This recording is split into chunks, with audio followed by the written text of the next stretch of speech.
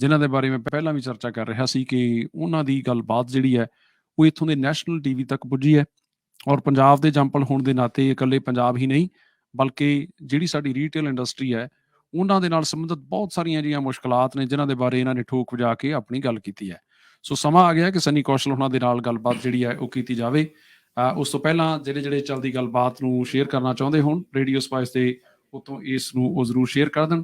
ਇਸ ਤੋਂ ਬਾਅਦ ਫਿਰ ਬਾਕੀ ਗੱਲਾਂ ਬਾਤਾਂ ਜਿਹੜੀਆਂ ਉਹ ਅਸੀਂ ਤੁਹਾਡੇ ਨਾਲ ਹੁਣੇ ਸ਼ੁਰੂ ਕਰਨ ਵਾਲੇ ਹਾਂ।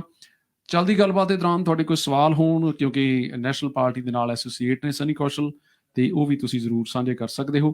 ਕਿਉਂਕਿ ਮੇਰਾ ਆਪਣਾ ਇਹ ਮੰਨਣਾ ਕਿ ਜਦੋਂ ਕਿਸੇ ਦੇਸ਼ ਦੀ, ਕਿਸੇ ਸਮਾਜ ਦੀ ਸਹੀ ਵਾਗਡੋਰ ਦੀ ਗੱਲ ਚੱਲਦੀ ਹੈ, ਉਸ ਦੀ ਦੇਖ ਰੇਖ ਦੀ ਗੱਲ ਚੱਲਦੀ ਹੈ, ਤੇ ਉਹਦੇ ਵਿੱਚ ਜ਼ਰੂਰੀ ਹੋ ਜਾਂਦਾ ਹੈ ਕਿ ਤੁਹਾਡੀ ਸਾਰਿਆਂ ਦੀ ਰਾਏ ਜਿਹੜੀ ਹੈ ਸ਼ਾਮਲ ਹੋਵੇ।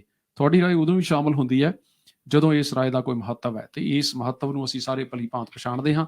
ਮੇਰਾ ਇਹ ਬਹੁਤ ਸਖਤ, ਮੇਰਾ ਇਹ ਬਹੁਤ ਪਰਪੱਕ ਯਕੀਨ ਹੈ ਕਿ ਜਿਨ੍ਹਾਂ ਮੁਲਕਾਂ ਦੇ ਤੁਸੀਂ ਵਸਨੀਕ ਬਣ ਗਏ, ਇਹਨਾਂ ਮੁਲਕਾਂ ਦੇ ਵਿੱਚ ਤੁਹਾਡੀ ਜਿਹੜੀ ਅਗਲੀ ਪੀੜ੍ਹੀ ਹੈ ਉਹਨੇ ਜਵਾਨ ਹੋਣਾ, ਉਹਨੇ ਪਲਣਾ, ਤੇ ਉਸ ਦੇ ਵਿਆਹ ਸ਼ਾਦੀਆਂ ਸਾਰੇ ਕਾਰਜ ਜਿਹੜੇ ਨੇ ਇਸ ਮੁਲਕ ਦੇ ਵਿੱਚ ਹੋਣੇ ਨੇ। ਸੋ ਆਪਾਂ ਇਹ ਮੰਨ ਕੇ ਚੱਲੀਏ ਕਿ ਜਦੋਂ ਇਹ ਸਾਰੀ ਗੱਲਬਾਤ ਇਸ ਮੁਲਕ ਦੇ ਵਿੱਚ ਹੋਣ ਜਾ ਰਹੀ ਹੈ, ਤੇ ਫਿਰ ਕਿਉਂ ਨਹੀਂ ਅਸੀਂ ਇਸ ਦੇ ਵਿੱਚ ਆਪਣੀ ਸ਼ਮੂਲੀਅਤ ਕਰਦੇ, ਆਪਣੀ ਰਾਏ ਕਿਉਂ ਨਹੀਂ ਰੱਖਦੇ। ਆਪਣੀ ਰਾਏ ਖੁੱਲ੍ਹ ਕੇ ਗੱਲ ਕਰਨੀ ਸਾਡਾ ਅਧਿਕਾਰ ਖੇਤਰ ਹੈ ਇਸ ਮੁਲਕ ਦਾ। ਇਟਸ ਅ ਕਾਮਨਵੈਲਥ ਕੰਟਰੀ, ਰਾਸ਼ਟਰਮੰਡਲ ਦੇਸ਼ਾਂ ਦੀ ਸੂਚੀ ਦੇ ਵਿੱਚ ਨਿਊਜ਼ੀਲੈਂਡ ਦਾ ਨਾਮ ਆਉਂਦਾ ਹੈ। ਤੇ ਲਓ, ਇਸ ਸੂਚੀ ਦੇ ਵਿੱਚ ਸ਼ਾਮਲ ਜਿਹੜੇ ਲੋਕ ਆਪਣੇ ਅਧਿਕਾਰਾਂ ਦੀ ਸਹਿਯੋਗ ਵਰਤੋਂ ਦੀ ਗੱਲ ਕਰਦੇ ਨੇ, ਚਰਚਾ ਕਰਦੇ ਨੇ, ਉਹਨਾਂ ਦੇ ਵਿੱਚੋਂ ਇੱਕ ਸਨੀ ਕੌਸ਼ਲ ਹੋਣਾ ਨੂੰ ਜੀ ਆਇਆਂ ਨੂੰ ਆਖਦੇ ਹਾਂ। ਸਤਿ ਸ਼੍ਰੀ ਅਕਾਲ ਵੀਰ ਸਨੀ ਕੌਸ਼ਲ ਜੀ। ਸਤਿ ਸ਼੍ਰੀ ਅਕਾਲ ਜੀ। ਸਤਿ ਸ਼੍ਰੀ ਅਕਾਲ ਜੀ। ਤੁਹਾਡੇ ਸਾਰੇ ਸਰੋਤਿਆਂ ਨੂੰ ਪਿਆਰ ਭਰਾ ਸਤਿ ਸ਼੍ਰੀ ਅਕਾਲ, ਨਮਸਕਾਰ ਤੇ ਆਦਾਬ। ਬਹੁਤ ਚੰਗਾ ਲੱਗ ਰਿਹਾ ਸਨੀ ਵੀਰ, ਅੱਜ ਤੁਸੀਂ ਸਟੂਡੀਓ ਦੇ ਵਿੱਚ ਸ਼ਾਮਲ ਹੋਏ। ਅਸੀਂ ਬਹੁਤ ਵਾਰ ਤੁਹਾਨੂੰ ਨੈਸ਼ਨਲ ਟੀਵੀ ਦੇ ਉੱਤੇ ਦੇਖਦੇ ਹਾਂ। ਤੁਸੀਂ ਸਵਖਤੇ ਉੱਠ ਕੇ ਜਦੋਂ ਲੋਕ ਕੋਈ ਮੰਦਿਰ, ਗੁਰਦੁਆਰੇ ਜਾਂ ਆਪੋ ਆਪਣੇ ਪੂਜਾ ਪਾਠ ਕਰ ਰਿਹਾ ਹੁੰਦਾ, ਉਦੋਂ ਤੁਸੀਂ ਆਪਣੇ ਲੋਕਾਂ ਦੀ ਗੱਲ ਕਹਿਣ ਦੇ ਲਈ ਮਸਰੂਫ ਹੁੰਦੇ ਹੋ। ਸੋ ਇਹ ਜਿਹੜੀ ਭਾਵਨਾ ਤੁਹਾਡੇ ਮਨ ਦੇ ਅੰਦਰ, ਇਹ ਸਭ ਤੋਂ ਪਹਿਲਾਂ ਮੈਂ ਇਹੀ ਜਾਣਨਾ ਚਾਹੁੰਦਾ, ਇਹ ਭਾਵਨਾ ਬਰਕਰਾਰ ਕਿਵੇਂ ਹੈ, ਲਗਾਤਾਰਤਾ ਦੇ ਨਾਲ ਇਸ ਨੂੰ ਤੁਸੀਂ ਕਿਵੇਂ ਸਾਂਭ ਕੇ ਰੱਖਿਆ ਹੋਇਆ? ਭਾਜੀ, ਮੇਰਾ ਇਹ ਮੰਨਣਾ ਹੈਗਾ ਕਿ ਸਾਨੂੰ ਰੱਬ ਨੇ ਕਿਸੇ ਕੰਮ ਤੇ ਭੇਜਿਆ ਹੈ, ਠੀਕ ਹੈ ਜੀ। ਸਾਨੂੰ ਹਰੇਕ ਨੂੰ ਆਪਣੀ ਸਕਿੱਲਸ ਦੇ ਕੇ ਇੱਥੇ ਸਾਨੂੰ ਦੁਨੀਆ 'ਚ ਭੇਜਿਆ, ਔਰ ਸਾਨੂੰ ਉਹ ਆਪਣੇ ਕੰਮ ਕਰਨੇ ਚਾਹੀਦੇ ਨੇ। ਸੋ ਦੂਜੀ ਗੱਲ ਇਹ ਹੈਗੀ ਹੈ ਕਿ ਅੱਜ ਜਿਹੜੀ ਇਸ ਟਾਈਮ ਜਿੰਨੇ ਵੀ ਇਸ਼ੂਜ਼ ਹੈਗੇ ਨੇ ਉਹ ਸਾਡੀ ਕਮਿਊਨਿਟੀਜ਼ ਦੇ ਨਾਲ ਵਾਪਰਦੇ ਪਏ ਨੇ। ਉਹ ਤੁਸੀਂ ਦੇਖੋ ਕਿ ਸਾਡੀ ਕਮਿਊਨਿਟੀ ਜਿਹੜੀ ਹੈਗੀ ਇਟਸ ਸਾਡੀ ਪਰਿਵਾਰ ਹੈਗਾ ਹੈ। ਅਗਰ ਅਸੀਂ ਪਰਿਵਾਰ ਵਾਸਤੇ ਨਹੀਂ ਖੜੇ ਹੋਵਾਂਗੇ ਤੇ ਕਿਹਦੇ ਵਾਸਤੇ ਖੜੇ ਹੋਵਾਂਗੇ? ਜਿਉਂਦੇ ਵਿਸਾਖਾਂ ਲੈ ਕੇ ਨਸਲ 'ਚ ਮਰਦਾ ਹੈ। ਬਿਲਕੁਲ ਬਿਲਕੁਲ। ਸੋ ਉਹ ਜਿਹੜੀ ਇੱਕ ਜਨੂਨ ਹੈਗਾ, ਪੈਸ਼ਨ ਹੈਗਾ ਕਿ ਅਸੀਂ ਆਪਣੀ ਕਮਿਊਨਿਟੀ ਵਾਸਤੇ ਕੁਝ ਕਰਨਾ ਹੈ, ਆਪਣੇ ਪਰਿਵਾਰ ਵਾਸਤੇ ਕੁਝ ਕਰਨਾ ਹੈ। Very nice. ਸੋ ਉਹ ਜ਼ਰੂਰ ਕਰੀਦਾ।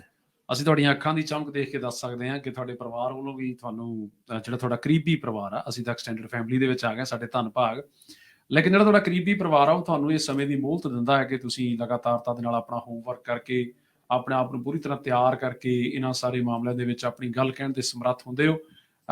ਦੂਜੇ ਪਾਸੇ ਸਾਡੇ ਭਾਈਚਾਰੇ ਦੇ ਵਿੱਚ ਬੜੇ ਚਿਰਾਂ ਤੋਂ ਇਸ ਗੱਲ ਨੂੰ ਲੈ ਕੇ ਚਰਚਾ ਚੱਲਦੀ ਰਹੀ ਹੈ, ਇਹਨੂੰ ਲੈ ਕੇ ਚਿੰਤਾ ਵੀ ਬਹੁਤ ਹੈ। ਚਰਚਾ ਹੁਣ ਚਿੰਤਾ ਦੇ ਵਿੱਚ ਬਦਲ ਗਈ, ਕਿਉਂਕਿ ਜਿਹੜਾ ਰੋਜ਼ਮर्रा ਦੀ ਲੁੱਟ ਖੋਹ, ਕਤਲੋ ਗਾਰਤ ਜਿਹੜੀ ਹੈ ਸਾਡੇ ਭਾਈਚਾਰੇ ਦੇ ਵਿੱਚ, ਦੱਖਣੀ ਏਸ਼ੀਆਈ ਭਾਈਚਾਰੇ ਦੀ, ਜੇ ਮੈਂ ਪੂਰੇ ਪਰਿਵਾਰ ਦੀ ਗੱਲ ਕਰਦਾ ਜਿਵੇਂ ਤੁਸੀਂ ਕਿਹਾ, ਤੇ ਇਹ ਦੌਰ ਅਸਲ ਦੇ ਵਿੱਚ ਕਦੋਂ ਸ਼ੁਰੂ ਹੋਇਆ? ਤੁਸੀਂ ਕਦੋਂ ਕਿ ਇਸ ਚੀਜ਼ ਦਾ ਨੋਟਿਸ ਲਿਆ ਕਿ ਤੁਹਾਨੂੰ ਇੱਥੋਂ ਤੱਕ ਵੀ ਆਪਣੀ ਜਿਹੜੀ ਸੰਸਥਾ ਆ ਉਹਦੇ ਵੱਲੋਂ ਰਿਪਰੈਜ਼ੈਂਟ ਕਰਦੇ ਹਾਂ ਨੈਸ਼ਨਲ ਟੀਵੀ ਦੇ ਉੱਤੇ, ਨੈਸ਼ਨਲ ਮੀਡੀਆ ਦੇ ਵਿੱਚ, ਜਾਂ ਜਿੱਥੇ ਵੀ ਮੌਕਾ ਮਿਲਿਆ ਪਬਲਿਕ ਫੋਰਮ ਦੇ ਉੱਤੇ ਤੁਸੀਂ ਆਪਣੀ ਗੱਲ ਕਹਿਣੀ ਸ਼ੁਰੂ ਕੀਤੀ? ਇਹ ਜ਼ਿੰਦਗੀ ਦਾ ਟਰਨਿੰਗ ਪੁਆਇੰਟ ਜਿਹੜਾ ਇਹ ਕਿਹੜੇ ਵਰ੍ਹਿਆਂ ਦੌਰਾਨ ਹੋਇਆ? ਭਾਜੀ, ਤੁਹਾਨੂੰ ਯਾਦ ਰਹੇਗਾ ਕਿ ਸਨ 2006 ਜਾਂ 7 ਦੀ ਗੱਲ ਹੈਗੀ ਹੈ, ਜਦੋਂ ਨਵਤੇਜ ਉਹਨਾਂ ਦਾ ਕਤਲ ਹੋਇਆ ਸੀਗਾ, ਮਨੂ ਰਿਵਾਜ। ਉਸ ਜਿਹੜੇ ਇੱਕ ਇੰਸੀਡੈਂਟ ਤੋਂ ਬਾਅਦ ਸਾਰੀ ਕਮਿਊਨਿਟੀ, ਸਾਰੇ ਪਾਸੇ ਜਿਹੜੀ ਇੱਕ ਸਾਨੂੰ ਇੱਕ ਇਹ ਕਹਿ ਸਕਦੇ ਹੋ ਕਿ ਸਾਡੇ ਵਾਸਤੇ ਇੱਕ ਚੈਲੰਜ ਖੜਾ ਹੋ ਗਿਆ ਸੀਗਾ ਉਸ time. It was a matter of survival ਕਿ ਅਗਰ ਅਸੀਂ ਕੁਛ ਨਹੀਂ ਕਰਾਂਗੇ, ਅਗਰ ਅਸੀਂ ਆਪਣੀ ਆਵਾਜ਼ ਵਾਸਤੇ ਨਹੀਂ ਖੜਾ ਹੋਵਾਂਗੇ, ਸੋ ਦੈਨ ਸਾਡੀ ਕੋਈ ਵਕਤ ਨਹੀਂ ਹੈ ਇੱਥੇ। ਸਾਡੀ ਹੋਣ ਦੀ ਲੜਾਈ ਹੈ। ਬਿਲਕੁਲ ਜੀ, ਸਾਡੇ ਹੋਣ ਦੀ ਲੜਾਈ ਹੈ। It's about existence.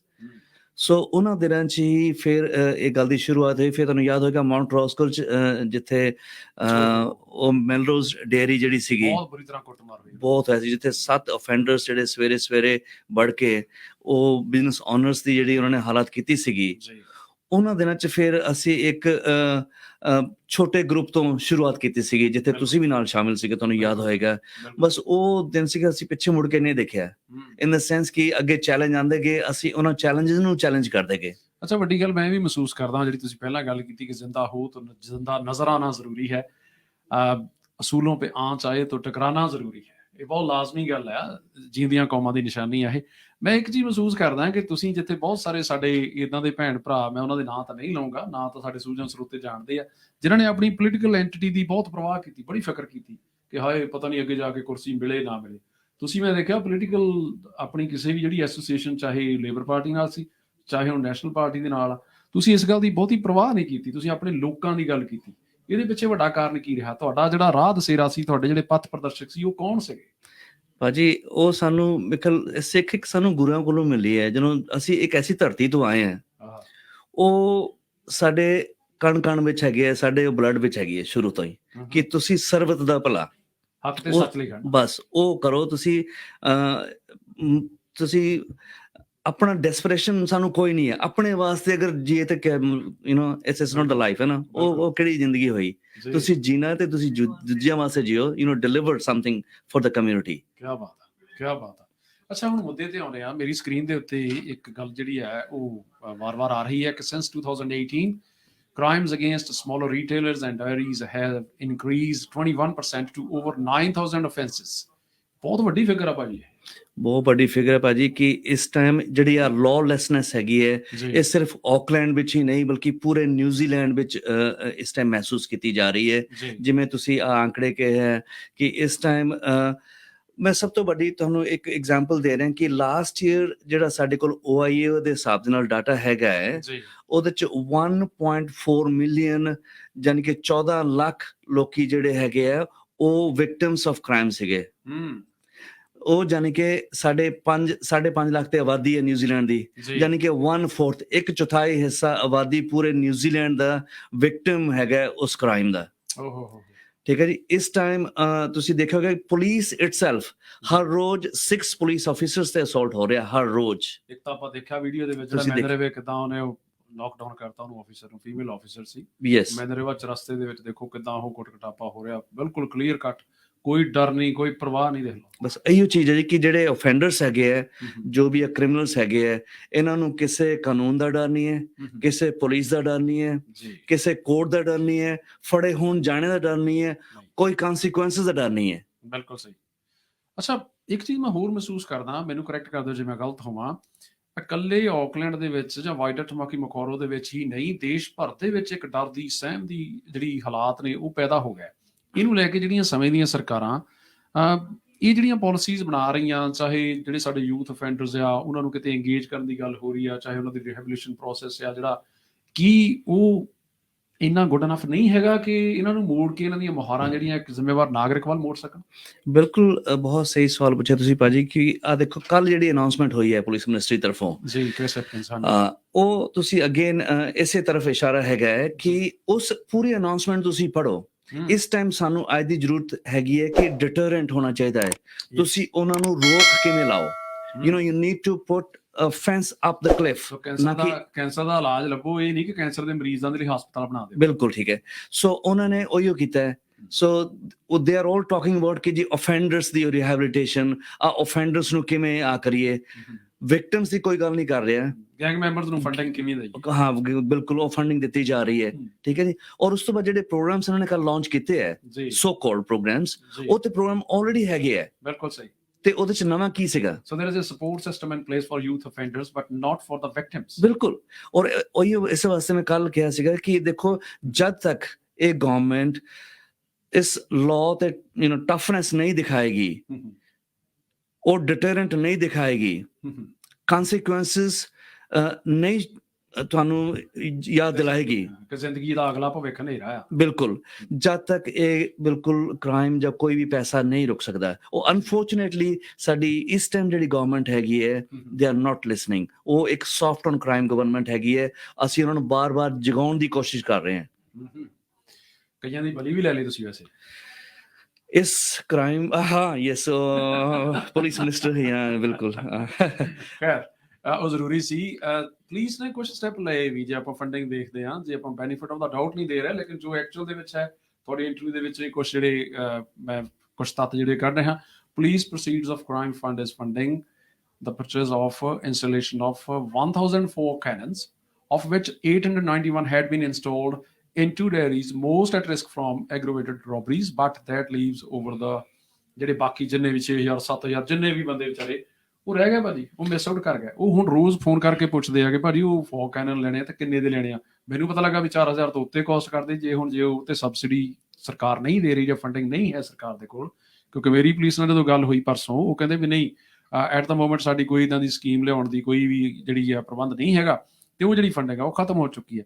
ਹੁਣ ਜਿਹੜੇ ਵਿਚਾਰੇ ਰੋਜ਼ ਕੁੱਟ ਖਾਂਦੇ ਆ, ਉਹ ਜਾਂਦੇ ਤਾਂ ਆਪਣਾ ਕੰਮ ਕਰਨਾ ਆਪਣੇ ਪਰਿਵਾਰਾਂ ਦੇ ਨਾਲ, ਲੇਕਿਨ ਮੈਨੂੰ ਇਹ ਕਿਉਂ ਲੱਗਦਾ ਰਹਿੰਦਾ ਵੀ ਉਹ ਸਿਰਫ ਕੁੱਟ ਖਾਣ ਲਈ ਜਾਂਦੇ ਆਪਣੀਆਂ ਦੁਕਾਨਾਂ ਤੇ। ਬਹੁਤ ਡਰ ਹੈਗਾ ਉਹਨਾਂ ਨੂੰ, ਇਹ ਨਹੀਂ ਪਤਾ ਕਿ ਜਦੋਂ ਆਪਣੇ ਘਰੋਂ ਨਿਕਲਦੇ ਆ ਅੱਗੇ ਕੀ ਮਿਲੇਗਾ, ਜਾਂ ਸ਼ਾਮੀ ਉਹ ਬਿਲਕੁਲ ਸਾਫ਼ ਆਪਣੇ ਸੇਫਟੀ ਨਾਲ ਵਾਪਿਸ ਪਹੁੰਚੋਗੇ ਨਹੀਂ, ਮਤਲਬ ਕਿ ਇੰਨਾ ਡਰ ਹੈਗਾ ਉਹਨਾਂ ਕੋਲ ਇਸ ਟਾਈਮ। ਬਾਕੀ ਜਿਹੜੀ ਤੁਸੀਂ ਪੁਲਿਸ ਦੀ ਗੱਲ ਕੀਤੀ ਹੈ, ਦੇਖੋ ਪੁਲਿਸ ਆਪਣਾ ਕੰਮ ਕਰ ਰਹੀ ਹੈ, ਐਂਡ ਵਿਦ ਆਲ ਰਿਸਪੈਕਟ, ਬਹੁਤ ਰਿਸਪੈਕਟ ਹੈਗੀ ਹੈ ਸਾਡੀ ਪੁਲਿਸ ਦੇ ਕੰਮ ਵਾਸਤੇ। Unfortunately there is not enough police.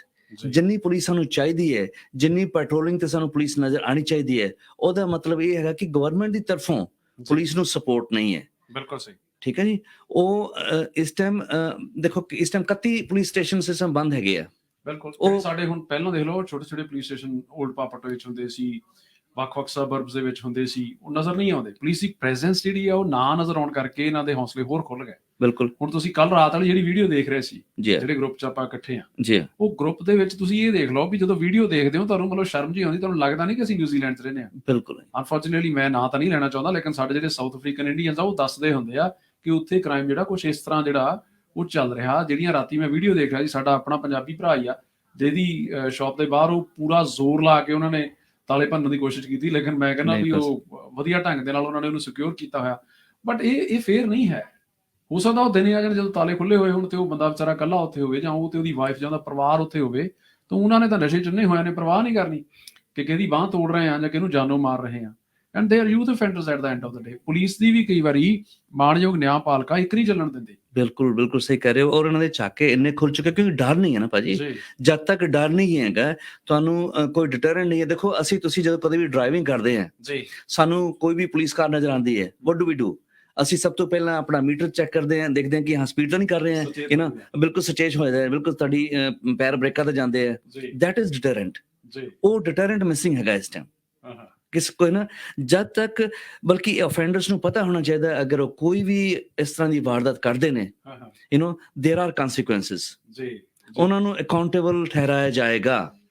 ਉਹ ਮੈਸੇਜ ਜਿਹੜਾ ਹੈਗਾ ਉਹ ਪੁਲਿਸ ਮਿਨਿਸਟਰ ਕੋਲੋਂ ਜਾਂ ਕਿਤੇ ਨਹੀਂ ਜਾ ਰਿਹਾ। ਜੀ ਮੈਨੂੰ ਭਾਜੀ ਇੱਕ ਗੱਲ ਹੋਰ ਦੱਸੋ ਕਿ ਪਿਛਲੇ ਥੋੜੇ ਜਿਹੇ ਚਿਰਾਂ ਤੋਂ ਇਹ ਗੱਲ ਉੱਠਣ ਲੱਗੀ ਹੈ ਕਿ 2025 ਤੱਕ ਦੇਸ਼ ਜਿਹੜਾ ਤੰਬਾਕੂ ਰਹਿਤ ਹੋ ਜਾਣਾ, ਤੰਬਾਕੂ ਮੁਕਤ ਹੋ ਜਾਣਾ।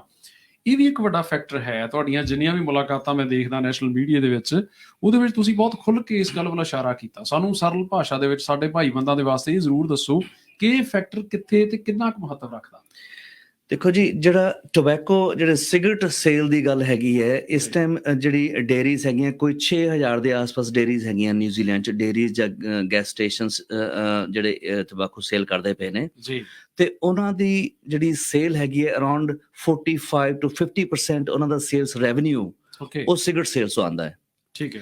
ਤੇ ਜੋ ਵੀ ਬੰਦਾ ਉਹ ਸਿਗਰਟ ਲੈਣ ਵਾਸਤੇ ਆਉਂਦਾ, ਉਹ ਸਿਰਫ ਸਿਗਰਟਾਂ ਲੈਣ ਵਾਸਤੇ ਨਹੀਂ ਆਉਂਦਾ, ਬਟ ਇਹਨਾਂ ਦਾ ਜਿਹੜਾ ਬਾਕੀ ਬਿਜ਼ਨਸ ਹੈਗਾ ਕੋਈ ਵੀ ਡੇਅਰੀਜ਼ ਦਾ, ਉਹ ਉਹਨਾਂ ਦੇ ਨਾਲ ਚੱਲਦਾ। ਕੋਈ ਦੁੱਧ ਲੈ ਰਿਹਾ, ਬ੍ਰੈਡ ਲੈ ਰਿਹਾ, ਸੋ ਕਿ ਜਿਹੜਾ ਹੁਣ ਨਵਾਂ ਕਾਨੂੰਨ ਗਵਰਨਮੈਂਟ ਪੁਸ਼ ਕਰਨ ਦੀ ਕੋਸ਼ਿਸ਼ ਕਰ ਰਹੀ ਹੈ, ਸਮੋਕ ਫ੍ਰੀ 2025, ਉਹਦੇ ਵਿੱਚ ਇਹ ਆਪਸ਼ਨ ਇਹ ਕੀਤਾ ਜਾ ਰਿਹਾ ਹੈ ਕਿ ਉਹ 6000 ਡਾਇਰੀਜ਼ ਜਿਹੜੀਆਂ ਹੈਗੀਆਂ ਜਾਂ ਬਿਜ਼ਨਸ ਹੈਗੇ ਆ, ਉਹਨਾਂ ਨੂੰ ਕੱਟ ਕਰਕੇ 500 ਕੀਤਾ ਜਾਏ। ਅੱਛਾ। ਅਗਰ ਉਹ 500 ਹੋ ਗਿਆ ਤੇ ਤੁਸੀਂ ਦੇਖੋ ਕਿ ਬਾਕੀ ਜਿਹੜੀ 5500 ਡੇਅਰੀਜ਼ ਹੈਗੀਆਂ, ਉਹਨਾਂ ਦਾ ਬਿਜ਼ਨਸ, ਉਹਨਾਂ ਦਾ ਕਾਰੋਬਾਰ ਠੱਪ ਹੋ ਜਾਏਗਾ। ਉਹਦਾ ਵੀ ਭਾਜੀ ਬਹੁਤ ਲੋਕ ਇਦਾਂ ਦੇ ਆ, ਸੌਰੀ ਮੈਂ ਤੁਹਾਡੀ ਗੱਲ ਕੱਟੀ, ਜਿਹੜੇ ਲੰਮੇ ਸਮੇਂ ਤੋਂ ਇਹਨਾਂ ਕਾਰੋਬਾਰਾਂ ਦੇ ਵਿੱਚ ਆਪਣੇ ਪਰਿਵਾਰ ਦੀ ਰੋਜ਼ੀ ਰੋਟੀ ਚਲਾ ਰਹੇ ਸੀ, ਮੁਲਕ ਦੇ ਵਿੱਚ ਆਪਣਾ ਯੋਗਦਾਨ ਪਾ ਰਹੇ ਸੀ।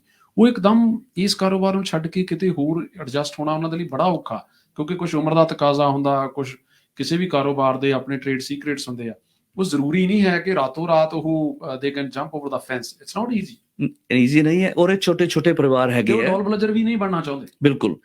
ਸੋ ਉਹਦੇ ਵਿੱਚ ਜਿਹੜੀ ਸਾਡੀ ਹੁਣ ਇਹ ਲੜਾਈ ਲੜਦੀ ਅਸੀਂ ਕਰ ਰਹੇ ਹਾਂ ਉਹਨਾਂ ਦੇ ਬਿਹਾਫ ਤੇ। ਇਨਫੈਕਟ ਨੈਕਸਟ ਵੀਕ ਜਿਹੜੀ ਹੈ ਸਿਲੈਕਟ ਕਮੇਟੀ ਚ ਅਪੀਅਰਿੰਗ ਹੈਗੀ, so am appearing on behalf of the businesses.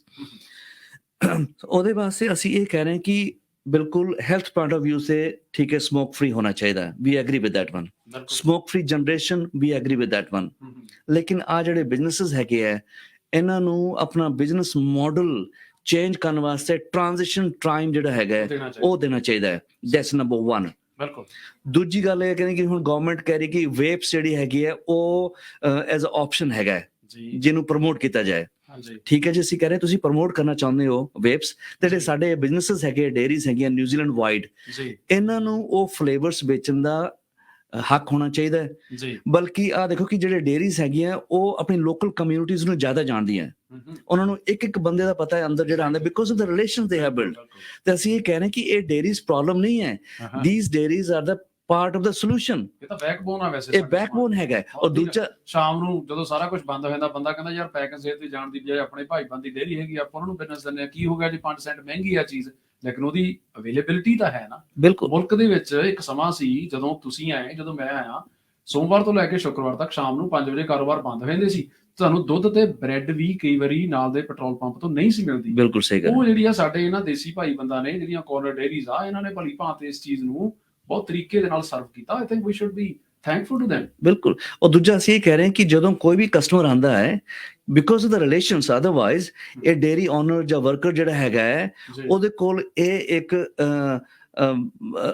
ਜਿਹੜੀ ਇੱਕ ਤੁਸੀਂ ਕਹਿ ਸਕਦੇ ਹੋ ਕਿ ਗਵਰਨਮੈਂਟ ਦੀ ਤਰਫੋਂ ਜਿਹੜਾ ਇਸ ਟਾਈਮ ਲਾਅ ਹੈਗਾ ਕਿ ਤੁਸੀਂ ਕਿਸੇ ਨੂੰ ਕੋਈ ਚੀਜ਼ ਅਪਸੈਲ ਨਹੀਂ ਕਰ ਸਕਦੇ, ਤੁਸੀਂ ਕੋਈ ਸੁਜੈਸਟ ਨਹੀਂ ਕਰ ਸਕਦੇ, ਬਟ ਇਹਨਾਂ ਕੋਲ ਇੱਕ ਪਰਮਿਸ਼ਨ ਇਹ ਹੋਣੀ ਚਾਹੀਦੀ ਹੈ ਕਿ they should be able to tell ਕਿ ਜੀ ਹਾਂ ਜੀ ਜੋ ਵੀ ਮਿਸਟਰ ਐਕਸ, ਤੁਸੀਂ ਆ ਸਿਗਰਟਾਂ ਦੀ ਬਜਾਏ ਤੁਸੀਂ ਆ ਦੂਜੀ ਚੀਜ਼ ਲਾਓ, ਉਹਦੇ ਨਾਲ ਤੁਹਾਡੇ ਪੈਸੇ ਵੀ ਬਚਣਗੇ, ਤੁਹਾਡਾ ਹੈਲਥ ਵੀ ਬਚੇ ਹੋਏਗੀ। ਸੋ ਇਹ ਡੇਅਰੀ ਜਿਹੜੀ ਹੈ, they can play a very important role ਇਸ ਹੈਲਥ ਕੌਨਸ਼ੀਅਸ ਵਾਸਤੇ, ਇਸ ਸਮੋਕ ਫ੍ਰੀ ਪ੍ਰੋਗਰਾਮ ਵਾਸਤੇ, ਤੇ ਉਹ ਅਸੀਂ ਕੋਸ਼ਿਸ਼ ਕਰ ਰਹੇ ਹਾਂ। ਔਰ ਦੂਜਾ ਜਿਹੜਾ ਲਾਇਸੈਂਸਿੰਗ ਰਜੀਮ ਆ ਰਿਹਾ ਹੈ, ਉਹਦੇ ਵਾਸਤੇ ਅਸੀਂ ਚੈਲੰਜ ਕਰਾਂਗੇ ਕਿ ਲਾਇਸੈਂਸਿੰਗ ਰਜੀਮ ਇਹ ਇੱਕ ਫੇਅਰਨੈਸ ਹੋਣੀ ਚਾਹੀਦੀ ਹਰ ਇੱਕ ਵਾਸਤੇ, ਨਾ ਕਿ ਤੁਸੀਂ ਸਿਰਫ ਸੁਪਰਮਾਰਕੀਟਸ ਨੂੰ ਅਥਾਰਟੀ ਦੇ ਦਿਓ, ਲੇਕਿਨ ਛੋਟੇ ਬਿਜ਼ਨੈਸਸ ਜਿਹੜੇ ਵਪਾਰੀ ਹੈਗੇ ਆ, ਇਹਨਾਂ ਦਾ ਸਾਰਾ ਕੰਮ ਖਤਮ ਹੋ ਜਾਏ। That's not fair. ਤੁਸੀਂ ਛੋਟੇ ਬਿਜ਼ਨਸ ਦੀ ਗੱਲ ਕੀਤੀ, ਮੈਨੂੰ ਯਾਦ ਹੈ ਕਿ ਵੱਡੇ ਵਪਾਰੀ ਨੂੰ ਲਿਆ ਕੇ ਪੁਲਿਸ ਦੀ ਉਦੋਂ ਦੀ ਮਿਨਿਸਟਰ ਨੇ ਲਿਆ ਕੇ ਇੱਕ ਸਕੀਮ ਜਿਹੜੀ ਆ ਉਹ ਆਕਲੈਂਡ ਦੇ ਵਿੱਚ ਲਾਂਚ ਕੀਤੀ, ਜਿੱਥੇ ਸਨੀ ਕੌਸ਼ਲ ਜਿਹੜੇ ਆ ਉਹ ਦੂਰ ਖੜੇ ਸੀ।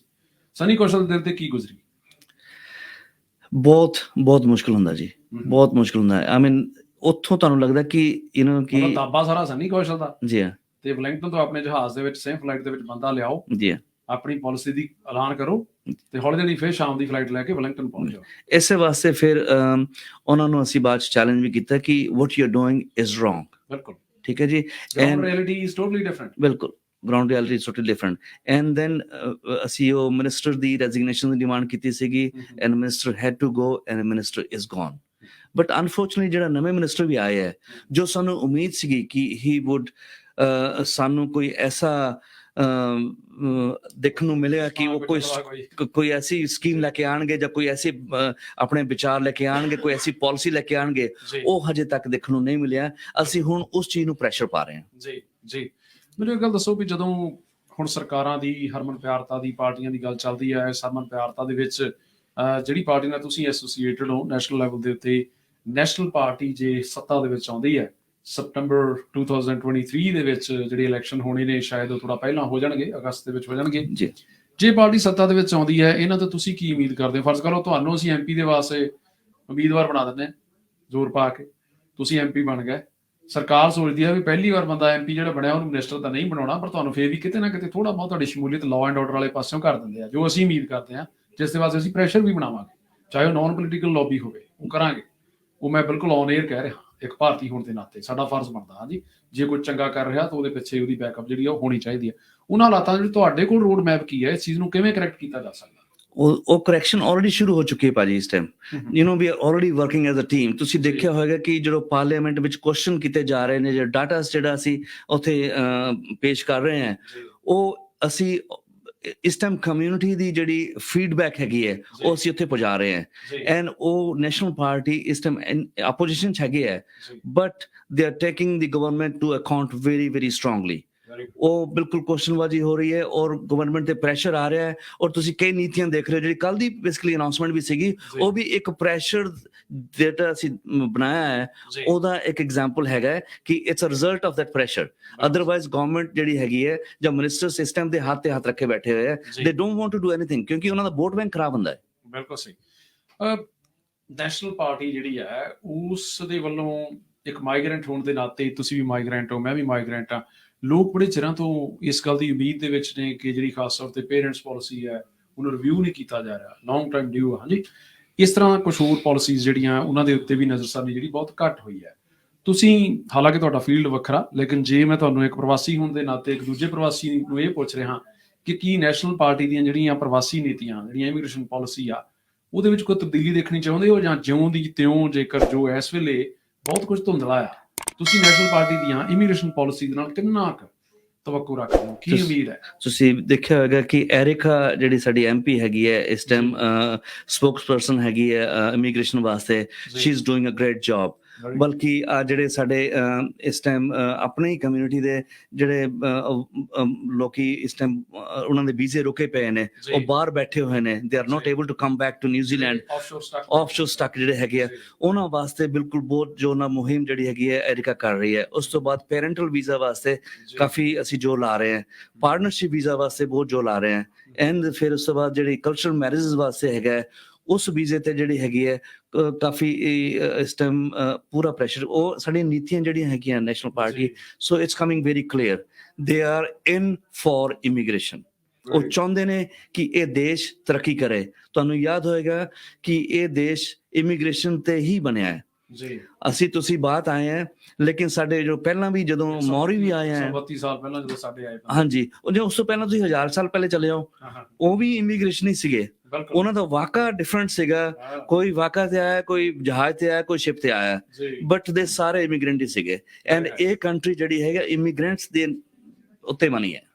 ਮੈਂ ਸਮਝਦਾ ਮੈਨੂੰ ਹੁਣ ਇੱਕ ਭਾਰਤੀ ਹੋਣ ਦੇ ਨਾਤੇ ਪ੍ਰਪੋਰਸ਼ਨ ਦੱਸੋ ਜਿੰਨੀ ਵੱਡੇ ਪ੍ਰਪੋਰਸ਼ਨ ਦੇ ਵਿੱਚ ਵੈਲਿੰਗਟਨ ਦੀਆਂ ਹਰੀਆਂ ਸੀਟਾਂ ਤੇ ਪੈਸੀਫਿਕ ਆਈਲੈਂਡਰ ਕਜ਼ਨਸ ਸਾਡੇ ਬੈਠੇ ਆ ਕਿ ਉਸ ਪ੍ਰਪੋਰਸ਼ਨ 'ਚ ਭਾਰਤੀ ਮੂਲ ਦੇ ਉਮੀਦਵਾਰ ਇਸ ਵਕਤ ਤੁਹਾਡੀ ਨਜ਼ਰ 'ਚ ਹੈਗੇ ਆ ਜੇ ਨਹੀਂ ਹੈਗੇ ਤਾਂ ਤੁਹਾਡੇ ਮੁਤਾਬਕ ਵੈਲਿੰਗਟਨ ਦੀ ਪਾਰਲੀਮੈਂਟ ਦੇ ਵਿੱਚ ਕਿੰਨੇ ਭਾਰਤੀ ਮੂਲ ਦੇ ਉਮੀਦਵਾਰ ਐਮਪੀ ਹੋਣੇ ਚਾਹੀਦੇ ਆ?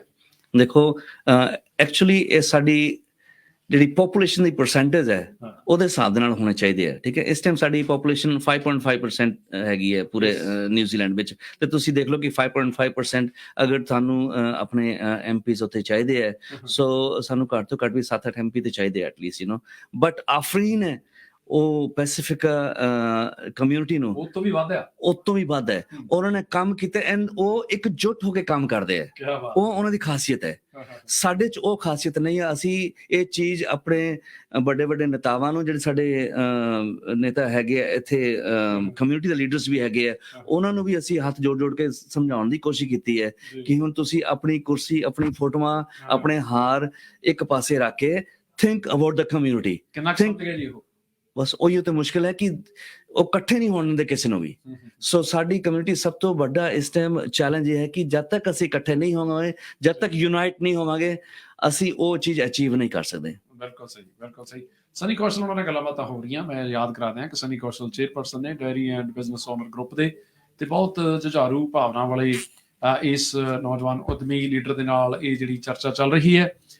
ਯਾਦ ਕਰਾ ਦਿਆਂ ਜਿਨ੍ਹਾਂ ਨੇ ਹੁਣੇ ਆਪਣੇ ਇੰਟਰਵਿਊ ਜਿਹੜੀ ਹੁਣ ਸੁਣੀ ਹੈ ਜਾਂ ਬਾਅਦ ਵਿੱਚ ਸੁਣਨੀ ਹੈ ਉਹਨਾਂ ਨੇ ਚੇਤੇ ਕਰਾ ਦਈਏ ਕਿ ਸਨੀ ਕੌਸ਼ਲ ਇੰਨੀ ਦੇਰੀ ਨੈਸ਼ਨਲ ਪਾਰਟੀ ਦੇ ਨਾਲ ਜੁੜੇ ਹੋਏ ਨੇ ਤੇ ਇਸ ਗੱਲ ਨੂੰ ਕੱਲ ਦੀ ਇੱਕ ਭਾਰਤੀ ਹੋਣ ਦੇ ਨਾਤੇ ਪ੍ਰਵਾਸੀ ਹੋਣ ਦੇ ਨਾਤੇ ਜ਼ਿੰਮੇਵਾਰ ਨਿਊਜ਼ੀਲੈਂਡ ਦੇ ਨਾਗਰਿਕ ਹੋਣ ਦੇ ਨਾਤੇ ਬਹੁਤ ਉਮੀਦ ਹੈ ਕਿ ਅੱਗੇ ਚੱਲ ਕੇ ਇਹਨਾਂ ਨੂੰ ਜਿਹੜੇ ਵੀ ਮੌਕੇ ਮਿਲਣਗੇ ਪੋਲੀਟੀਕਲੀ ਜਾਂ ਨਾਨ ਪੋਲੀਟੀਕਲੀ ਉਹਨਾਂ ਦੇ ਵਿੱਚ ਆਪਣੇ ਭਾਈਚਾਰੇ ਦੀ ਗੱਲ ਜਿਹੜੀ ਆ ਉਹ ਠੋਕ ਵਜਾ ਕੇ ਕਰਨਗੇ।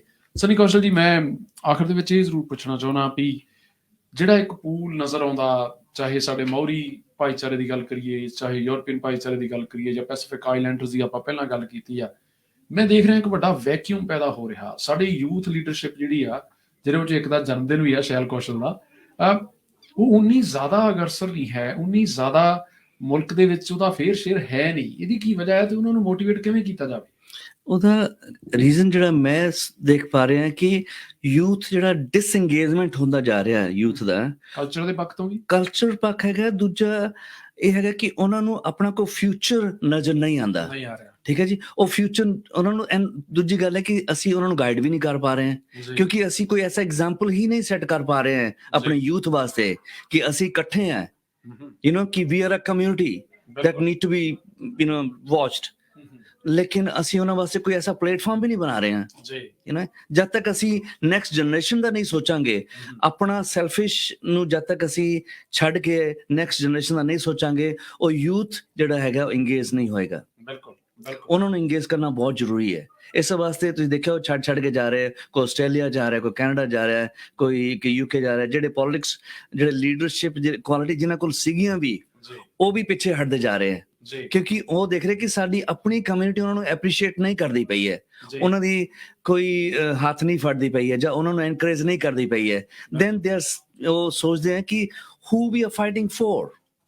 ਪਰ ਮੈਨੂੰ ਇੱਕ ਗੱਲ ਦੱਸੋ ਵੀ ਤੁਸੀਂ ਚੰਗਾ ਕੀਤਾ ਇਹ ਵੀ ਗੱਲ ਇਸ਼ਾਰੇ ਦੇ ਵਿੱਚ ਲੈ ਆਂਦੀ, ਜਿਹੜਾ ਬ੍ਰੇਨ ਡਰੇਨ ਹੋ ਰਿਹਾ, ਲੋਕ ਕੈਨੇਡਾ ਨੂੰ ਨਿਕਲ ਰਹੇ ਆ, ਆਸਟ੍ਰੇਲੀਆ ਨੂੰ ਤਾਂ ਖੈਰ ਬਹੁਤ ਜ਼ਿਆਦਾ ਚਲੇ ਗਏ, ਔਰ ਆਸਟ੍ਰੇਲੀਆ ਇਸ ਚੀਜ਼ ਦੇ ਨਾਲ ਮਾਲਾ ਮਾਲ ਹੋ ਰਿਹਾ। ਇੱਕ ਪਾਸੇ ਅਸੀਂ ਹਾਰਟੀਕਲਚਰ ਇੰਡਸਟਰੀ ਲੈ ਲਓ, ਹੌਸਪੀਟੈਲਿਟੀ ਇੰਡਸਟਰੀ ਲੈ ਲਓ, ਮਕਾਨਾਂ ਦੀਆਂ ਕੀਮਤਾਂ ਵਾਲਾ ਮੁੱਦਾ ਲੈ ਲਓ, ਉਹਦੇ ਵਿੱਚ ਅਸੀਂ ਬਹੁਤ ਸੰਘਰਸ਼ ਕਰ ਰਹੇ ਹਾਂ।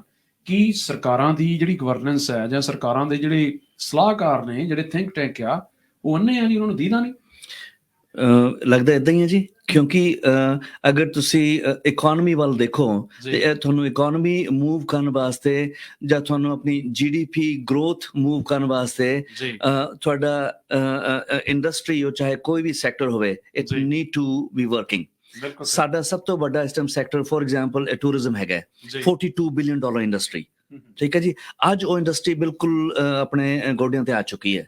ਠੀਕ ਹੈ, ਕਿਉਂਕਿ ਤੁਹਾਡੇ ਕੋਲ ਨਾ ਤੇ ਇਸ ਟਾਈਮ ਸਕਿਲਡ ਸਟਾਫ ਨਹੀਂ ਹੈ, ਵਰਕਰਸ ਨਹੀਂ ਹੈਗੇ। ਕੱਲ ਨੂੰ ਹਾਂਜੀ ਸਟਾਫ ਹੀ ਨਹੀਂ ਹੈ, ਕੱਲ ਨੂੰ ਟੂਰਿਜ਼ਮ ਓਪਨ ਹੋ ਰਿਹਾ ਹੈ। ਠੀਕ ਹੈ, ਉਹ ਜਦੋਂ ਇੱਥੇ ਲੋਕੀ ਆਣਗੇ, ਸੋ ਅਸੀਂ ਉਹਨਾਂ ਲੋਕਾਂ ਨੂੰ ਲੁੱਕ ਆਫਟਰ ਕਿਵੇਂ ਕਰਾਂਗੇ, ਉਹਨਾਂ ਨੂੰ ਸਰਵਿਸ ਕਿਵੇਂ ਕਰਾਂਗੇ, ਜਦ ਤੱਕ ਸਾਡੇ ਕੋਲ ਸਟਾਫ ਨਹੀਂ ਹੋਏਗਾ, ਜਾਂ ਉਹਨਾਂ ਨੂੰ ਲੁੱਕ ਆਫਟਰ ਕਰਨ ਵਾਸਤੇ ਸਾਡੇ ਕੋਲ ਇਨਫਰਾਸਟ੍ਰਕਚਰ ਨਹੀਂ ਹੋਏਗਾ। ਸੋ ਇੱਥੇ ਅਸੀਂ ਮਾਰ ਖਾ ਰਹੇ ਹਾਂ। ਐਸੈਂਸ਼ੀਅਲ ਵਰਕਰਸ ਦੇ ਲਈ ਵੀ ਸਰਕਾਰ ਆਪਣੇ ਵੱਲੋਂ ਕਹਿੰਦੀ ਹੈ ਕਿ ਅਸੀਂ ਨਵੀਂ ਲਿਸਟ ਰਿਲੀਜ਼ ਕਰ ਰਹੇ ਹਾਂ, ਇਹਦੇ ਵਿੱਚ ਟਰੱਕੀਜ਼ ਆ ਜਾਣਗੇ, ਸ਼ੈਲਫ ਫਿਲਰ ਆ ਜਾਣਗੇ, ਜਿਹੜੇ ਗਰਾਊਂਡ ਵਰਕ ਕਰਨ ਵਾਲੇ ਲੋਕ ਆ, ਜਿਹੜੇ ਕਲੀਨਰਸ ਆ, ਜਾਂ ਹੋਰ ਟੈਕਨੋਕ੍ਰੇਟਸ ਆ, ਉਹ ਆਉਣਗੇ। ਲੇਕਿਨ ਇਦਾਂ ਦਾ ਕੁਝ ਹੋ ਨਹੀਂ ਰਿਹਾ, ਲੋਕ ਅਟਰੈਕਟ ਨਹੀਂ ਹੋ ਰਹੇ। ਲੋਕ ਆਸਟ੍ਰੇਲੀਆ ਤੇ ਕੈਨੇਡਾ ਦੇ ਮੁਕਾਬਲੇ ਨਿਊਜ਼ੀਲੈਂਡ ਦੇ ਪ੍ਰਤੀ ਉਨੇ ਜ਼ਿਆਦਾ ਆਕਰਸ਼ਣ ਦਾ ਸ਼ਿਕਾਰ ਨਹੀਂ ਹੋ ਰਹੇ। ਕਿਉਂਕਿ ਤੁਸੀਂ ਯਾਦ ਹੋਏਗਾ, ਤੁਸੀਂ ਜਸਿੰਡਾ ਆਰਡਨ ਜਿਹੜੀ ਸਾਡੀ ਪ੍ਰਾਈਮ ਮਿਨਿਸਟਰ ਹੈਗੀ, ਉਹਨਾਂ ਦੀ ਸਟੇਟਮੈਂਟ ਸੁਣੀ ਹੋਏਗੀ ਜਦੋਂ ਆਸਟ੍ਰੇਲੀਆ ਵਿੱਚ ਸੀਗੀ। ਉਹਨਾਂ ਦਾ ਕਹਿਣਾ ਇਹ ਸੀਗਾ ਕਿ ਅਸੀਂ ਅਗਰ ਹੋਰ ਵੀਜ਼ਾ ਵਾਲਿਆਂ ਨੂੰ ਆਣ ਦੇਵਾਂਗੇ ਤੇ ਸਾਡਾ ਜਿਹੜਾ ਵੇਜ ਗਰੋਥ ਹੈਗੀ ਹੈ ਉਹ ਰੁਕ ਜਾਏਗੀ। ਸੋ ਸੋਚ ਵਿੱਚ ਫਰਕ ਹੈ ਭਾਜੀ। we should be thinking about bigger picture, economy move ਕਿਵੇਂ ਕਰਨੀ ਹੈ। ਹੁਣ ਆਸਟ੍ਰੇਲੀਆ ਦੇ ਵਿੱਚ ਸਗੇ ਨਿਊਜ਼ੀਲੈਂਡ ਮੂਵ ਦੇ ਉਹ ਧੜਾ ਆ ਰਹੇ ਆ, ਤੇ ਉਹ ਗੈਂਗ ਵੀ ਬਣਾ ਰਹੇ ਆ, ਤੇ ਉਹ ਵਾਰਦਾਤਾਂ ਵੀ ਕਰ ਰਹੇ ਆ, ਤੇ ਸਰਕਾਰ ਉਹਨਾਂ ਨੂੰ ਵੀ ਨਹੀਂ ਰੋਕ ਸਕੀ। ਬਿਲਕੁਲ ਨਹੀਂ ਰੋਕ ਸਕੀ।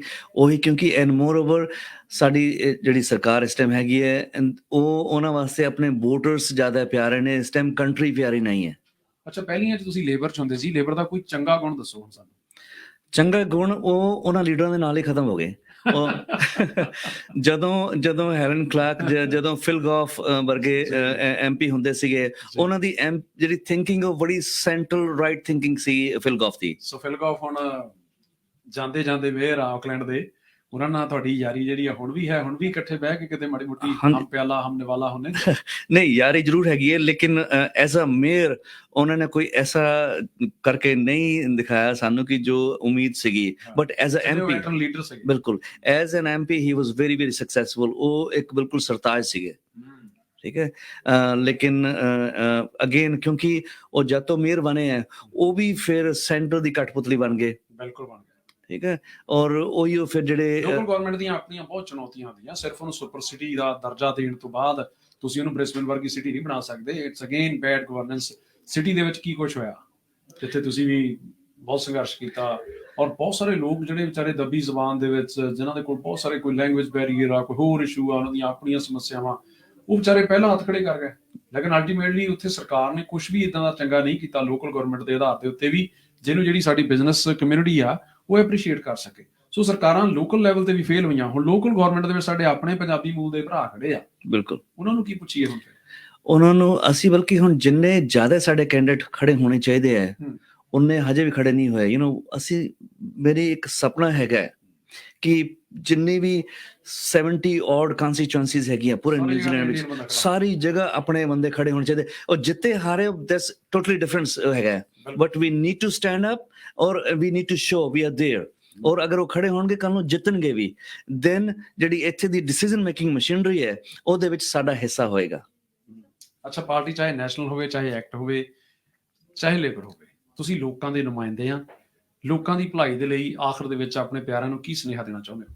ਦੇਖੋ, ਮੇਰੀ ਸਭ ਤੋਂ ਵੱਡੀ ਰਿਕੁਐਸਟ ਹੈਗੀ ਹੈ ਸਭ ਨੂੰ ਕਿ ਪਹਿਲੀ ਗੱਲ ਹੈ ਕਿ ਆਪਣੇ ਜਿਹੜੇ ਬੱਚੇ ਹੈਗੇ ਹੈ, ਜਿਸ ਤਰ੍ਹਾਂ ਤੁਸੀਂ ਉਹਨਾਂ ਨੂੰ ਪੇਰੈਂਟਿੰਗ ਦਿੱਤੀ ਹੈ, ਜੋ ਅਸੀਂ ਵੈਲਿਊ ਲੈ ਕੇ ਆਏ ਹੈ ਆਪਣੇ ਪਿੱਛੋਂ ਇੰਡੀਆ ਤੋਂ, ਜੋ ਵੀ ਵੈਲਿਊ ਲੈ ਕੇ ਆਏ ਆ, ਧਾਰਮਿਕ ਵੈਲਿਊਜ਼ ਹੈਗੀਆਂ, ਉਹ ਜ਼ਰੂਰ ਆਪਣੇ ਬੱਚਿਆਂ ਨੂੰ ਦਿਓ। ਕਦਰਾਂ ਕੀਮਤਾਂ ਉਹਨਾਂ ਦੇ ਨਾਲ ਜੋੜ ਕੇ ਰੱਖੋ। ਬਿਲਕੁਲ, ਉਹ ਬਹੁਤ ਜ਼ਰੂਰੀ ਹੈ। You know without the values ਤੁਸੀਂ ਦੇਖ ਰਹੇ ਹੋ ਕਿ ਇਸ ਟਾਈਮ ਹਾਲਾਤ ਕੀ ਹੋ ਰਹੇ ਨੇ ਵੈਸਟਰਨ ਕੰਟਰੀਜ਼, ਉਹ ਸਭ ਤੋਂ ਵੱਡੀ ਗੱਲ ਹੈਗੀ ਹੈ। ਐਂਡ ਸੈਕੰਡਲੀ, ਅਗਰ ਤੁਹਾਡੇ ਨਾਲ ਕੋਈ ਵੀ ਕੋਈ ਇਸ਼ੂ ਹੈਗਾ, ਕੋਈ ਵੀ ਘਟਨਾ ਹੁੰਦੀ ਹੈ, ਉਹਨੂੰ ਰਿਪੋਰਟ ਜ਼ਰੂਰ ਕਰਾਓ, ਬਹੁਤ ਇੰਪੋਰਟੈਂਟ ਹੈਗਾ। ਇਸ ਟਾਈਮ ਲਾਅ ਐਂਡ ਆਰਡਰ ਦੀ ਗੱਲ ਕਰਦੇ ਪਏ, 70% ਅੰਡਰ ਰਿਪੋਰਟਿੰਗ ਹੈ। ਮਤਲਬ ਤੁਸੀਂ ਇਹ ਦੇਖ ਲਓ ਕਿ ਕਿੰਨੀ ਵਾਰਦਾਤਾਂ ਜਿਹੜੀਆਂ ਰਿਪੋਰਟ ਨਹੀਂ ਕੀਤੀਆਂ ਜਾ ਰਹੀਆਂ। ਟਰਸਟ ਬਿਲਕੁਲ ਇਸ ਟਾਈਮ ਬਿਜ਼ਨੈਸਿਸ ਹੈਗੇ ਹੈ ਜਾਂ ਕੋਈ ਵੀ ਰੈਜ਼ੀਡੈਂਟਸ ਹੈਗੇ ਹੈ, ਉਹਨਾਂ ਦਾ ਇੱਕ ਫੇਥ ਪੁਲਿਸ ਤੋਂ ਐਂਡ ਜੁਡੀਸ਼ੀਅਲ ਸਿਸਟਮ ਤੋਂ ਉੱਠ ਚੁੱਕਿਆ ਹੈ।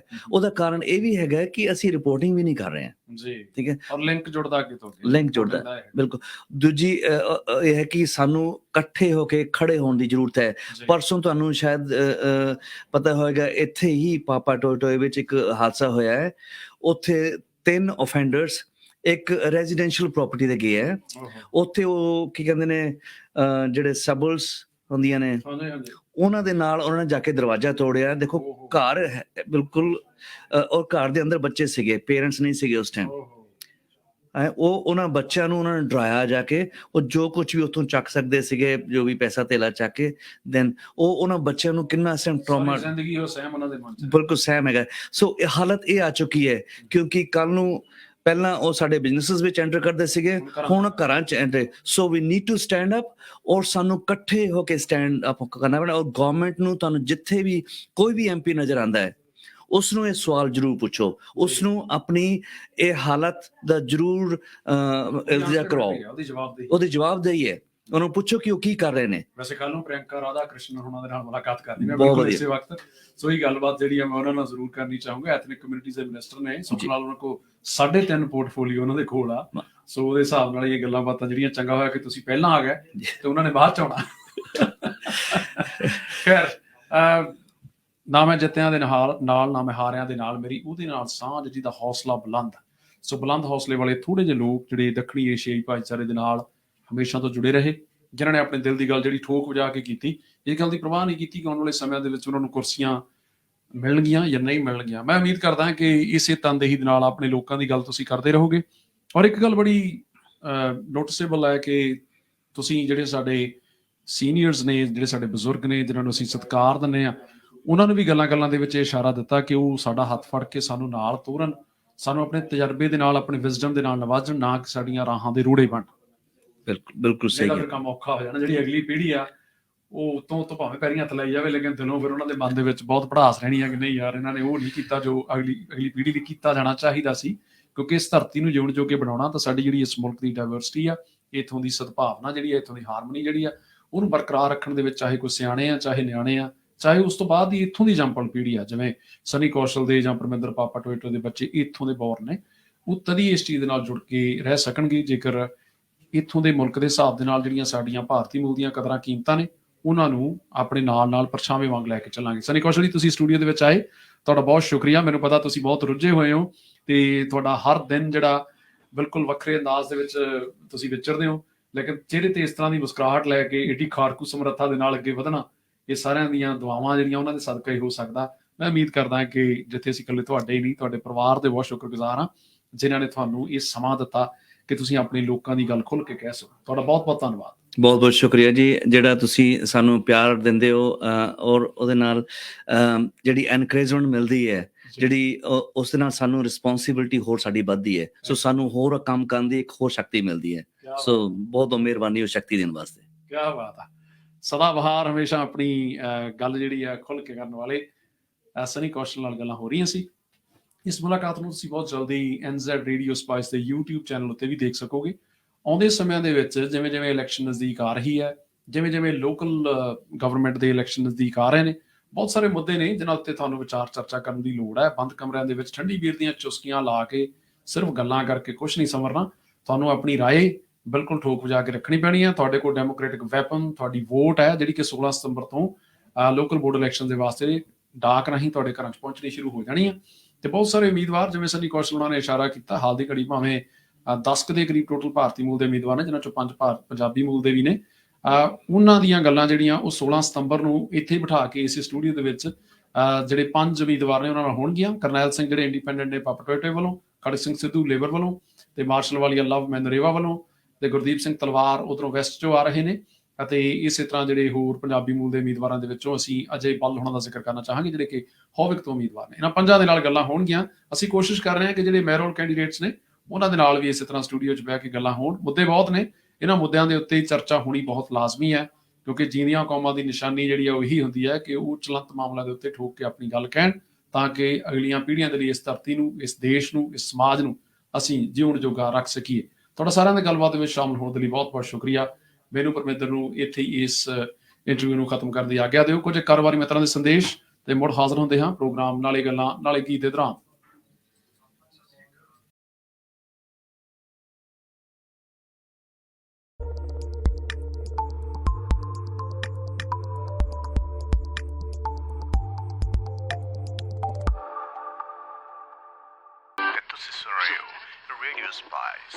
Subscribe now and press the bell icon. Never miss an update.